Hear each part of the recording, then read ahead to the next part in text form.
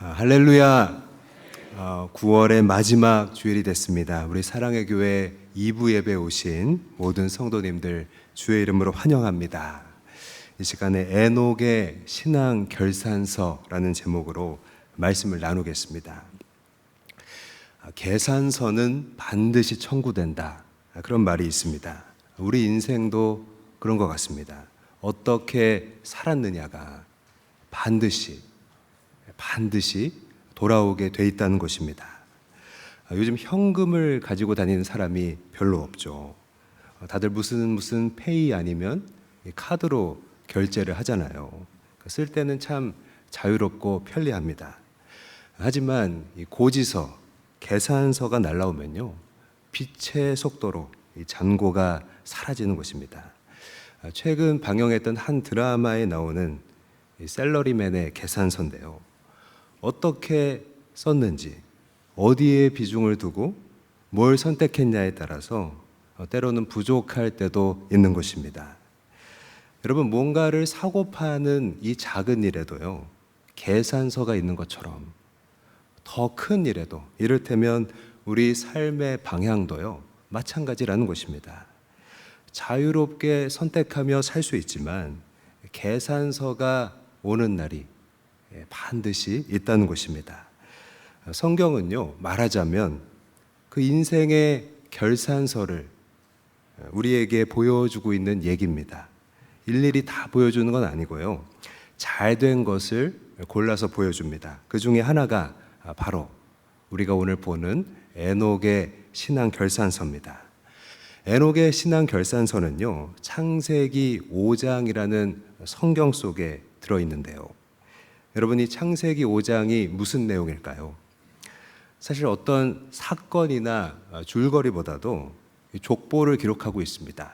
아담의 족보라는 것입니다. 근데 여러분, 아담이 누굽니까? 최초의 사람이잖아요. 창세기 5장은 하나님이 창조하신 아담의 때로부터 수많은 시대 동안 계속해서 사람들이 태어났고 또 죽었다는 그 얘기를 하고 있습니다. 이 정말 특별할 것 없는 얘기, 나랑은, 오늘 2024년을 살고 있는 나랑은 아무 상관없을 것 같은 이 일들 속에 여러분, 남다른 언급이 하나 남겨져 있습니다. 오늘 본문 25절 말씀 함께 읽습니다. 시작. 에녹이 하나님과 동행하더니 하나님이 그를 데려가심으로 세상에 있지 아니하였더라. 아멘. 여러분, 아담의 후손 중에 에녹이라는 사람이 있었는데 그는 하나님과 동행했고 하나님이 그를 데려가셨다는 것입니다. 여러분, 하나님은요, 우리를 창조하셨는데 당신의 교제의 대상자로 지으셨고요, 또 당신의 영광을 찬양할 자로 지으셨습니다. 그런데 수많은 시대가 이어져 오면서 그 당신이 창조하셨던 사람들에 대해서, 그 모습에 대해서 할 말이 별로 없으셨어요. 그 창조하신 의도와는 우리의 모습이 달랐던 거죠. 근데 에녹의 삶에 대해서는요, 하고 싶은 말이 있었다는 것입니다. 어떤 내용일까요? 그가 인생을 잘 살았다는 것입니다. 에녹은 내가 그에게 준 인생을 잘 살았다. 여러분, 이 하나님의 마음이 뭘 의미할까요? 이해를 돕기 위해서 우리가 야구, 이 한국 시리즈 같은 데 보면 7전 4선승제잖아요.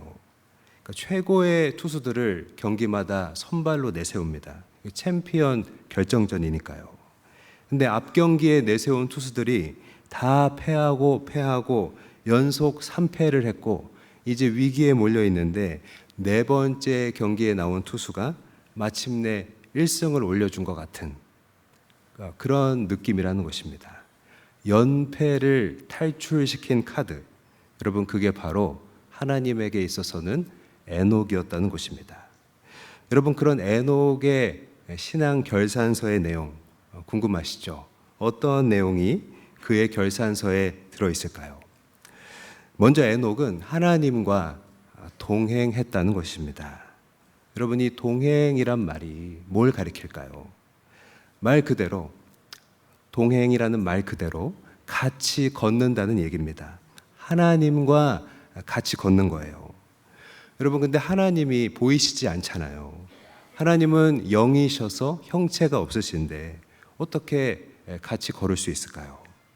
성경이 말하고 있는 같이 걷는다라는 것은 여러분 무슨 의미일까요? 이 동행이라는 말은 시간을 함께 보낸다는 뜻입니다. 여러분 요즘 누구와 시간을 많이 보내고 계시나요? 가족일 수도 있고 직장 동료일 수도 있고 업무상 만나는 고객일 수도 있겠죠. 요즘에는 또 1인 가구가 많아졌잖아요. 그래서 혼자 보내는 시간이 더 많은 분들도 어쩌면 계실 거예요. 저는 한번 생각해 보니까 하루 중에 누구랑 시간을 많이 보내나 생각해 보니까 우리 김형배 목사님이랑 얘기하는 그 시간이 하루 중에 많은 것 같더라고요. 제가 하도 그분을 붙잡고 있어서 우리 목사님이 장가갈 시간이 없는 것 같아요. 중요한 건요, 시간을 함께 해야 뭐라도 할 수 있다는 겁니다. 시간을 내지 않으면요, 그 일은, 그 관계는요, 멀어지게 돼 있다는 거예요. 내 인생 5년 후라는 책에 나오는 내용입니다. 세계적인 동기부여가 작가로 활동하는 이 찰스 존스라는 분이 계시는데, 그분은 5년 후의 내 모습은 지금 어떤 사람과 시간을 보내느냐에 따라 결정된다. 상당히 설득력 있는 얘기라고 생각됩니다. 그러니까 누구와 함께 하느냐가 여러분 중요하다는 그 말이잖아요. 의도적으로 우리의 함께하는 대상을 의도적으로 선택하는 것이 중요하다는 겁니다. 우리 참고로 잠언 22장 24절 함께 읽습니다. 시작. 노를 품는 자와 사귀지 말며 울분한 자와 동행하지 말지니. 여러분 성경 잠언에서는요, 나에게 영적으로 악영향을 줄 수 있는 그런 관계는 피하라고 권면했습니다. 자꾸 내 마음에 죄를 품게 하는 관계, 나를 하나님으로부터 멀어지게 하는 사람과는 여러분 그 만남을 절제해야 한다는 거예요. 여러분 그러면 에녹의 결산서는 과연 누구와 시간을 보낸 그 결과일까요? 에녹은요, 하나님과 함께하는 시간을 많이 가졌습니다. 여러분 그때는 우리처럼 성경책이 없었잖아요.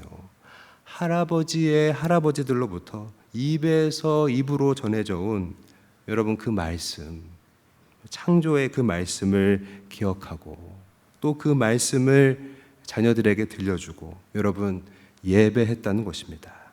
여러분 그러려면 어떻게 해야 합니까? 일단 시간을 내야 하잖아요. 핵심은 시간을 만들고요, 또 확보하는 것입니다. 하나님과 함께하기 위한 그 시간을 냈다는 거예요. 여러분은 요즘 하나님과 함께하기 위해서 어떻게 또 얼마나 시간을 내고 계십니까? 하나님과 정말 같이 걷기 원한다면 그분을 위해서 여러분의 시간을 내는 것부터 시작할 수 있기를 바랍니다. 또 한 가지, 하나님과 함께 걷는다라는 것은요, 그 뜻을 같이 한다는 것입니다. 여러분 우리가 같이 걸으려면 같은 방향으로 가야 되잖아요. 그래야 옆에서 걸을 수 있습니다. 그래서 같이 걷는다는 건요, 뜻을 같이 한다는 얘기가 되는 것입니다. 우리 참고로 아모스 3장 3절 함께 읽습니다. 시작. 두 사람이 뜻이 같지 않은데 어찌 동행하겠으며. 여러분 하나님과 뜻이 같아야 그분과 걸을 수 있습니다. 그런데 여러분 생각해 보세요. 하나님의 뜻이 있고 내 뜻이 있는데 그 두 가지 뜻 중에서 어떤 뜻이 더 옳을까요? 또 어떤 뜻이 더 선할까요? 여러분 우리는 다 죄성을 가지고 있잖아요. 오늘도 이 예배를 시작하면서 우리의 죄를 고백했잖아요. 항상 이 두 가지 뜻 중에서 항상 하나님의 뜻이 옳은 줄 믿습니다. 나의 생각이 악하고 나의 생각에는 한계가 있다는 것입니다. 우리 참고로 예레미야 10장 23절 읽습니다. 시작. 여호와여 내가 알거니와 사람의 길이 자신에게 있지 아니하니 걸음을 지도함이 걷는 자에게 있지 아니하니이다. 여러분, 우리의 뜻은요 완전하지 않다는 그 얘기예요. 특히 우리는 한 치 앞을 알 수가 없잖아요. 내가 이 일을 정말 잘 알고 오래 해봤고 내가 이렇게 하면 성공하고 그게 눈에 보인다고 해도요, 여러분, 우리는 결국 망하기가 쉬운 것입니다. 한때 일본의 자존심이라고 불렸던 이 도시바라는 회사가 있었죠. 일본 최초로 세탁기를 만들었고 칼라 TV를 만든 기업입니다. 가전 분야의 대표였습니다.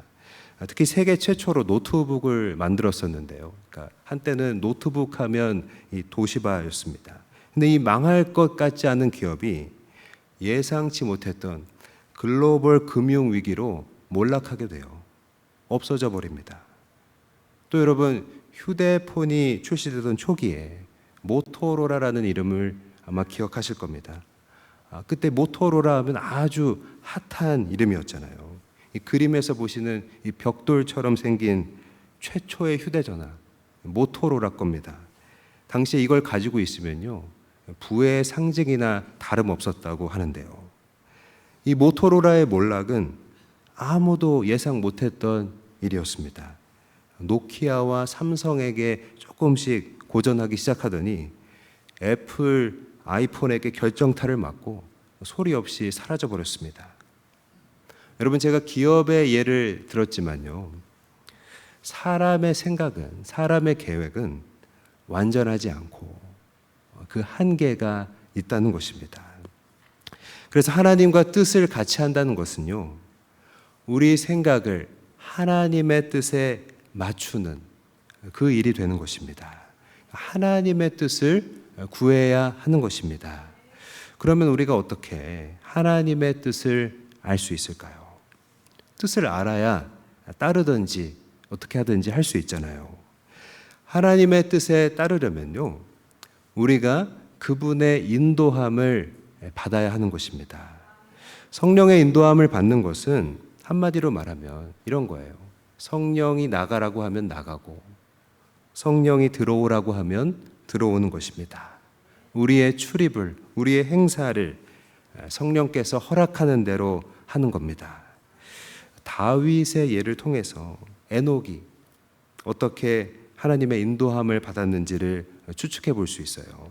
사무엘상 23장 2절 함께 읽습니다. 시작. 이에 다윗이 여호와께 묻자와 이르되 내가 가서 이 블레셋 사람들을 치리이까? 여호와께서 다윗에게 이르시되 가서 블레셋 사람들을 치고 그 일 나를 구원하라 하시니. 아멘. 다윗은요, 끊임없이 하나님께 물었다는 것입니다. 이 전쟁을 하는 것이 맞습니까? 하나님께 속한 전쟁입니까? 승리를 주십니까? 하나님이 허락하면 나가고요, 그렇지 않으면 멈췄습니다. 여러분이 다윗의 모습에서, 하나님께 물었던 다윗의 모습에서 우리는 에녹의 동행을 볼 수 있는 것입니다. 그러니까 인도함을 받으려면요, 하나님께 우리의 삶을 의뢰하고 물어야 하는 것입니다. 그런데 여러분, 이 일이 처음에는 아주 어색할 수 있어요. 하나님 앞에 묻는다는 거, 하나님께 묻는다는 거 한번 생각해 보세요. 어색하잖아요. 여러분, 사람에게 뭘 물어보는 것도요, 사실 쉽지 않잖아요.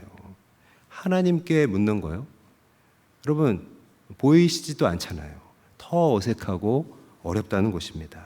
하지만 여러분의 그 기도 속에서 한번 고백해 보세요. 하나님, 계시다면 이 일에 대해서 알려주세요. 여러분, 속는 셈 치고 하나님께 물어보십시오. 여러분의 기도 속에서 하나님, 이 일에 대해서 알려주세요. 제가 어떻게 해야 할지 알려주세요. 그러면요, 그렇게 하나님 앞에 묻는 일은 어색할지라도 그렇게 시작하면 내가 알아들을 수 있도록 도와주시는 것입니다. 여러분, 내 귀에 어떤 신적인 음성이 들린다기보다는 내 곁에 있는 동역자들의 조언을 통해서, 그들의 입을 통해서, 또 예배 중에 주시는 확신과 감동을 통해서, 내가 매일 묵상하고 있는 말씀의 구절들을 통해서 내가 잘 이해할 수 있는 감각과 경로로 하나님이 깨닫게 하시는 것입니다. 여러분, 우리에게 이런 경험이 계속해서 쌓여져야 하는 것입니다. 중요한 것은요, 성령의 인도함을 받으면 하나님의 뜻을 알게 되고 하나님과 같이 걷는 그 모습이 된다는 겁니다. 성경은 그 모습을 가리켜서 마치 친구처럼 묘사하고 있어요. 우리 참고로 창세기 18장 17절 읽습니다. 시작. 아브라함에게 내가 하려는 것을 숨기겠느냐. 여러분, 여기서 뭘 할 수 있냐면요, 하나님과 친밀해지면, 같이 걸으면 하나님이 우리에게 숨기지 않으신다는 겁니다. 그 뜻을 잘 알게 되고 더욱 인도함을 받게 되는 것입니다. 마치 친구와 소통하는 것 같다는 거예요. 여러분, 하나님과 친밀해진다고 하면요, 그거는 손해가 아니죠. 하나님께 물으면 하나님이 알려주시고 가까워지고 인도함을 받게 됩니다. 우리가 그분의 뜻을 따르게 되는 것입니다. 성령의 인도함으로 하나님과 뜻을 같이 하는 우리 모든 여러분이 되기를 바랍니다. 에녹의 신앙 결산서에 들어있는 두 번째 내용은요, 에녹은 하나님이 데려가셨다는 것입니다. 여러분, 데려가셨다는 말은요, 바로 낙원에 들어갔다는 얘기입니다. 여러분, 낙원에 들어가는 것, 이게 바로 최고의 결산 아니겠습니까? 우리의 인생의 최고의 결말, 낙원에 들어가는 일인 줄 믿습니다. 근데 여러분, 여기서 낙원이 어디입니까? 우리 참고로 누가복음 23장 43절 읽겠습니다. 시작. 예수께서 이르시되 내가 진실로 내게 이르노니 오늘 내가 나와 함께 낙원에 있으리라 하시니라. 아멘. 나와 함께 낙원에 있으리라고 하셨습니다. 여러분, 우리 주님 계신 곳이 바로 낙원입니다. 그러니까 그곳은 천국이죠. 인생 최고의 결산은요, 낙원, 바로 천국에 들어가는 일입니다. 사랑하는 여러분, 오늘 천국을 그 마음에 품고 그 천국을 바라보며 살고 계십니까? 이 땅의 일들은, 오늘 우리를 둘러싸고 있는 일들은요, 물론 중요하지만 그게 전부가 아닙니다. 어떤 점에서 지금 내게 있는 부와 명예와 관계 같은 것들, 내가 가진 것들은 사실 없어지게 되는 거잖아요. 제가 살아오면서 깨달은 게 하나 있습니다. 이사만 가도 없어지는 것들이 참 많더라고요. 제가 30대 때 목회했던 수많은 그 대학생 제자들이 있었는데, 그 당시에는 막 혈기에 충성을 맹약하고 뭐 그런 뜨거운 관계들이었는데, 세월이 지나고 제가 여기로 저기로 이사를 많이 다니고 그러다 보니까 어느덧 그 약속들은 구름처럼 사라지고, 그 관계들, 그렇게 끈끈하고 뜨거웠던 관계들은 또 멀어지는 것입니다. 여러분, 에녹의 결산은 말해줍니다. 이 땅은 잠시 머물다 가는 것이고요, 영원히 거해야 할 처소가 우리에게는 따로 있다는 것입니다. 그러면 이 천국을 바라고 기대하는 사람은요, 무엇이 다를까요?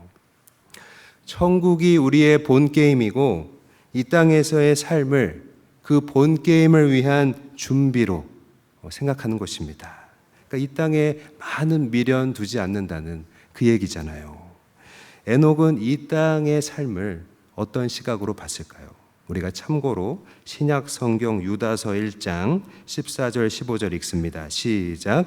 아담의 7대 손 에녹이 이 사람들에 대하여도 예언하여 이르되 보라, 주께서 그 수만의 거룩한 자와 함께 임하셨나니 이는 무사람을 심판하사 모든 경건하지 않은 자가 경건하지 않게 행한 모든 경건하지 않은 일과 또 경건하지 않은 죄인들이 주를 거슬러 한 모든 완악한 말로 말미암아 그들을 정죄하려 하심이라 하였느니라. 여러분, 에녹의 그 시대를 볼 수 있는 대목이죠. 한마디로 경건치 않은 시대였습니다. 경건치 않은 세상이었어요. 짧은 한 구절 속에 무려 경건치 않다라는 말이 몇 번 나왔습니까? 4번이나 반복됐어요. 여러분, 경건치 않다라는 말을 간단히 설명하면 하나님이 그 가운데 없다는 뜻입니다. 하나님이 없는 것처럼 사람들이 제 마음대로 살던 시대가 여러분 에녹의 때였습니다. 에녹의 세상이었어요. 여러분, 그때나 지금이나 에녹의 때나 지금이나 참 신앙 지키기 어려운 것은 매 한 가지잖아요. 제가 군대에 가서 교회에 갔더니 이등병이 개념 없이 청소 안 하고 교회에 왔다고 핍박하고, 또 내무반에서는 군인들이 외박 나가서 유흥업소 다녀온 얘기를 자랑처럼 떠들고, 여러분 요즘 인권위원장이 청문회에서 하나님이 천지를 창조하셨다고 하니까 당연한 얘기를 한 건데 그게 화제가 되잖아요. 하나님을 인정하지 않는 게 대세이기 때문에 하나님이 천지를 창조했다고 하면 죽이려고 달려드는 거잖아요. 여러분, 에녹은요 그런 이 시대 이 사람들에 대해서 예언했습니다. 말씀을 전한 것입니다. 선조 때부터 구전되어 온 말씀이 있었잖아요. 우리는 타락했고 그 결과 에덴 동산에서 쫓겨났다. 그러나 여자의 후손이 장차 원수인 뱀의 머리를 밟게 될 것이다. 회개하지 않으면 심판이 있다는 것을 여러분 알려준 겁니다. 여러분, 이처럼 천국을 바라보는 자에게는요 세상과 다른 사명이 있는 것입니다. 왜 그럴까요? 여기가, 지금 살고 있는 여기가 본 게임이 아니니까요. 근데 천국이 없는 자들은 이 땅이 지금 여기가 본 게임인 거잖아요. 그러니까 방향이 다를 수밖에 없는 겁니다. 우리에게는 천국의 비밀을 알려야 하는 사명, 그 천국으로 사람들을 인도해야 하는 사명으로 살게 되는 것입니다. 여러분, 이 사명이 이끄는 삶이 돼야 우리 결산에 여러분 천국이 있게 될 것입니다. 우리 인생의 결산에서, 우리 인생의 마지막에서 하나님이 데려가 천국을 얻는 모든 성도님들이 되시기를 바랍니다. 그렇다면 우리는 오늘 어떻게 하나님과 동행해 나가야 할까요? 첫 번째로 계기를 만들어야 한다는 것입니다. 하나님과 동행해 나갈 수 있는 계기가 필요한 겁니다. 여러분, 에녹은요 그의 연한이었던 365년 중에서 65년째부터 본격적인 동행을 시작했다는 그 정보가 있어요. 오늘 본문 21절에서 22절 읽습니다. 시작. 에녹은 65세에 무두셀라를 낳았고 무두셀라를 낳은 후에 300년을 하나님과 동행하며 자녀들을 낳았으며. 여러분, 앞선 65년도 결코 적은 시간은 아니잖아요. 무슨 이유인지는 모르지만 65년 동안은 그를 당기는 사명이 없었습니다. 그런데 에녹에게는 그의 삶 속에서 아들 무두셀라를 낳은 일이 하나의 계기가 됐다는 거예요. 여러분, 왜 아들을 낳은 일이 그에게 계기가 됐을까요? 왜 이 아들을 낳았을 때 하나님을 위해 시간을 내고, 왜 이 아들을 낳았을 때 하나님의 인도함을 받게 되는 그 계기가 됐을까요? 짐작컨대 그 일 전후에는, 이 무두셀라를 낳기 전과 후에 마음을 잡을 수밖에 없는 어떤 고통이 에녹에게 있었던 것 같습니다.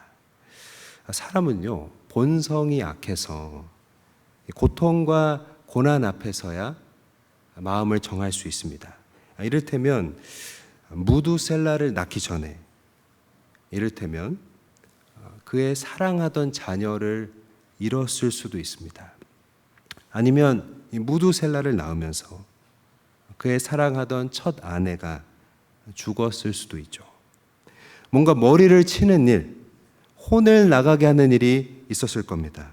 그게 무엇인지는 중요하지 않아요.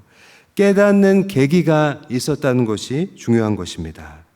그도 그럴 것이 에녹은요, 아들의 이름에 심판이라는 뜻을 부여했어요. 여러분, 히브리인들은 자식을 낳을 때 그때 자신의 상황과 그 상태를 이 자식의 이름으로 붙이는 그런 문화가 있었습니다. 예를 들어서 모세는 미디안 광야로 도망쳤을 때 그때 낳은 아들을 게르솜이라고 불렀습니다. 내가 나그네가 되었다. 내가 타국에서 나그네가 되었다라는 뜻이잖아요. 또 요셉은 고생하다가 총리가 돼서 낳은 아들을 므낫세라고 했습니다. 나의 고통을 잊어버리게 한다라는 뜻입니다. 근데 에녹의 아들인 무두셀라의 이름은요, 삶에는, 인생에는 하나님의 심판이 있다라는 뜻이에요. 그러니까 에녹이 이 무두셀라를 낳을 때쯤에 그런 심판과 같은 일을 경험한 것이죠. 재미있는 것은 무두셀라가 969세에 죽었는데요. 그 해에 노아가 600세가 되었고, 무두셀라가 죽고 나자 실제로 인류를 심판하는 대홍수가 시작됐다는 것입니다. 여러분, 살다 보면요, 이렇게 하나님이 깨닫게 하시는 때가 우리에게 있습니다. 그 일이 어떤 일이든지요, 그 경중을 떠나서 하나님이 계시다는 것과 내가 지금 새로워져야 한다는 것을 여러분 깨닫게 하신다는 거예요. 그것을 나 자신은 알 수 있습니다. 그때 그것을 무시하지 말고 거기에 반응해야 하는 것입니다. 오늘 우리가 세례식을 하는데 세례도 하나의 그런 계기가 될 수 있어요. 여러분, 세례, 머리에 물 3방울 이렇게 찍는 거 별거 아닌 것 같지만 세례 받을 때 여러분 성령의 역사가 그 가운데 임하는 것입니다. 다음에 하지. 다음에 해도 된다고 생각하지 마세요. 다음은요, 여러분 모르는 것입니다. 또 교회 일을 하다 보면 힘든 순간들이 있잖아요. 그것도 하나님이 주시는 하나의 계기가 될 수 있습니다. 지금 기도하라는 사인임을 깨닫고 기도해야 하는 것입니다.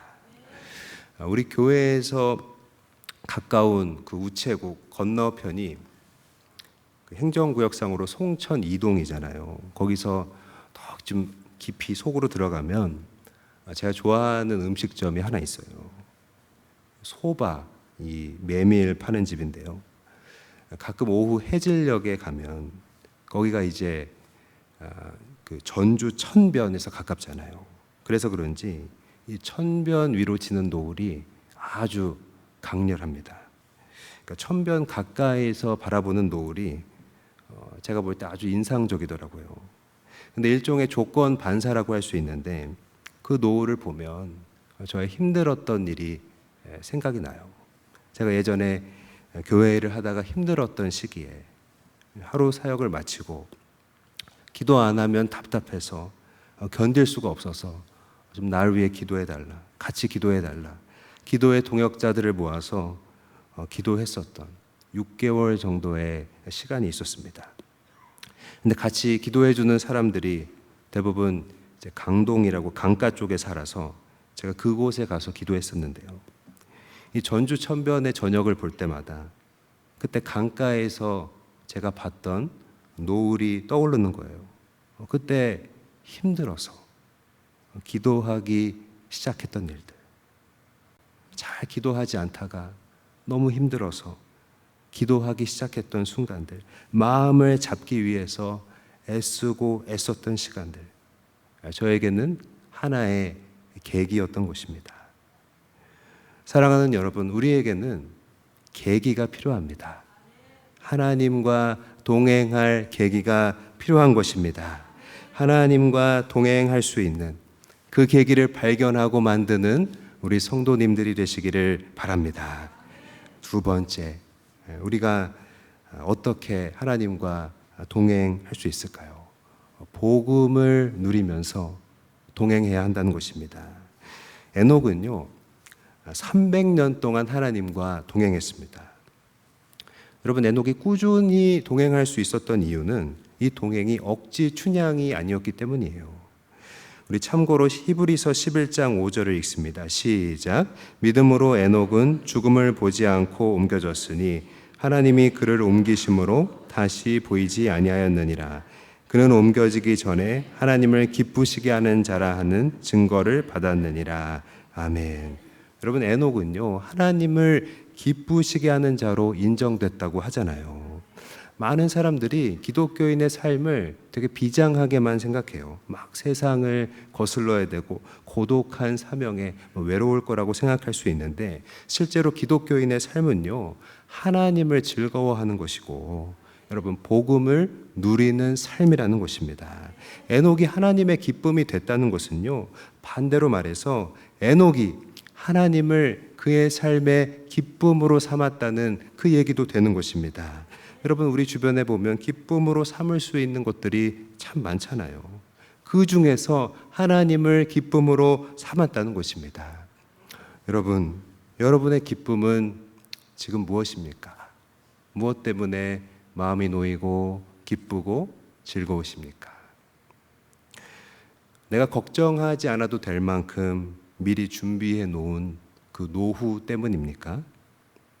아니면 내가 열심히 이루고 인정받고 성취한 일들이 있어서인가요? 제가 이번 주에 만났던 어떤 성도님 한 분이 기억났습니다. 그분이 이제 대화 중에 말씀하시는데, 하나님께 먼저 당신의 소중한 것을 드리고 우선순위를 드릴 때 하나님의 예비하심을 그때마다 발견하는데 그게 너무나 기쁘시다는 거예요. 먼저 기도하고 말씀 보면서 쉽지 않지만 믿음의 가정을 하루하루 조금씩 만들어가는 게 너무나 기쁘다는 거예요. 제가 그 얘기를 들으면서 내 앞에 에녹이 앉아있는 것 같은 그런 느낌이 들었습니다. 여러분, 에녹이 하나님을 기쁨으로 삼은 것은요, 지금 복음을 누리고 있다는 증거입니다. 여러분, 복음을 누린다는 게 뭘까요? 영적으로 바로 서는 것입니다. 하나님과의 첫사랑 회복하는 것입니다. 하나님이 나에게 주신 은사 다시 회복하는 것입니다. 그래서 하나님의 뜻대로 사는 것입니다. 그러면요, 세상 사람들이 기쁨으로 삼는 것들 나에게 비록 없을지라도 여러분, 원망하지 않게 되는 것입니다. 우리가 복음 위에 서면, 복음을 누리면 하나님이 내 기쁨 되시는 줄 믿습니다. 그런 나를 하나님도 기뻐하시는 줄 믿습니다. 우리는 세상을 원망하지 않고 또 사람을 원망하지 않게 되는 것입니다. 사랑하는 여러분, 우리가 이 복음을 누리면서 하나님과 동행할 수 있게 되기를 축복합니다. 말씀을 마무리하겠습니다. 에녹을 통해서 우리가 발견해야 할 궁극적인 메시지는요, 하나님 앞에서 우리가 잘 살아야 한다는 것입니다. 여러분, 잘 산다는 게 뭔가요? 하나님이 우리의 결산이 되어야 한다는 거잖아요. 여러분, 한번 중간 결산을 해보십시오. 나는 무엇에 많은 시간을 들였는가? 그리고 나는 무엇의 인도를 받고 있는가? 에녹이 300년 동안 하나님과 동행하기를 시작했듯이 여러분, 그 계기를 만들고 또 발견할 수 있기를 바랍니다. 그리고 그 복음을 누리며 기쁨으로 살 수 있기를 축복합니다.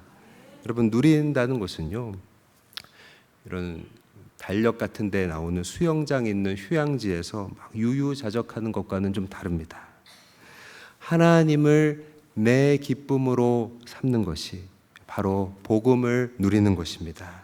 그러면 내가 원망하고 있던 세상이 나를 못 알아봐, 원망하고 있던 세상도 또 사람도 원망하지 않게 될 줄 믿습니다. 우리 삶의 끝에 하나님이 우리를 데려가시는 여러분 그 신앙의 결산서를 만들게 되시기를 이 시간 주의 이름으로 간절히 바라고 사랑으로 축복드립니다. 우리 하나님께 영광 돌리겠습니다.